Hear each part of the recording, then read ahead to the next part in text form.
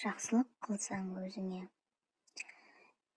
Киімі өрім-өрім бір қайыршы ауыл кезіп жүріп, үнемі жақсылық қылсаң өзіңе, жамандық қылсаң өзіңе деген сөзді қайталай беретін көрінеді. Бір ауылда көрінгенмен ұрса кетуге дайын көкбет долы қатын тұрады екен. Сол әйел қайыршыға табананға қосып береді де, жақсылық болса да, жамандық болса да көріп алдым. Мә, сөзің де, өзің де құры, деп мысқылдайды. Қайыршы кетеді. Ауылдан шыға бере, қайыршы алыс жолдан арып ашып келе жатқан керуенге кездесе кетеді. Керуенге ілесіп азып тозған егде кісі мен жас жігіт қайыршыдан нан сұрайды.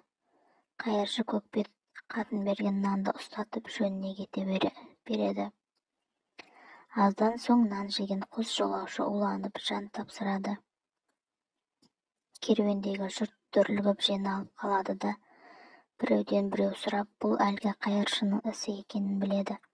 Керуен басы қайыршыны ұстатып, сен неге біздің жолдастарымызды өлтірдің деп ақырады. Қайыршы бар жағдайды баяндап, бір топ адам шауып барып, долы қатынды сүйрелеп әкеледі.